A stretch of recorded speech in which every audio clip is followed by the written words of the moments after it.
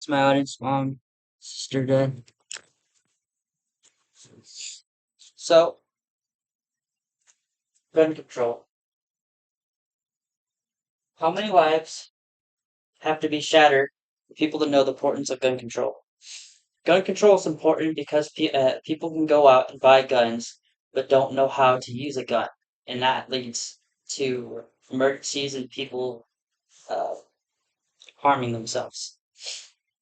So, how do we solve this crisis? We can solve this by implementing stricter laws to force people when buying a gun to take classes to learn how to control a gun. So,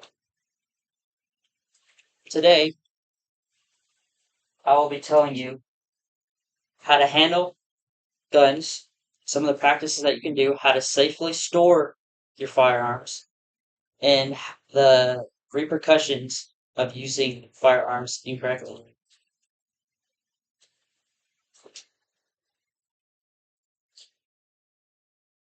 Number one, some of the safety practices that you can do when shooting a gun with your buddies, with your family, or out hunting is be aware of your surroundings. Know what's out in front of you, know what's out on the side of you, and behind you.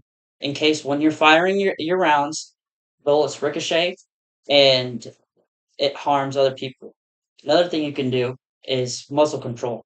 Muzzle control is having your gun and acting like it's always loaded.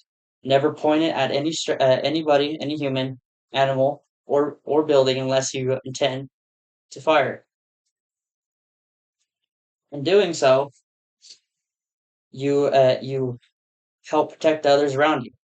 Another thing you can do when handling the firearm is having protective gear. Some of the protective gear you can have is eyewear and earplugs. Eyewear to protect your eyes from any debris when shooting the firearm, and ears so that over time that you will not lose hearing at all. But doing all these things is not the only thing that you can do safely. When you buy a gun and you go back home, you also need to store your firearms. Storing your firearms is a major deal. You need to keep it in a vault or safe because this ensures that your firearms are kept safely and out of reach of kids and neighbors and whoever comes to your household. In doing this, you need to separate your firearms from your ammunition so that you don't have a gun malfunction and rounds go off and may hurt your house. You maybe shoot and hit your neighbor's house or anybody in your household.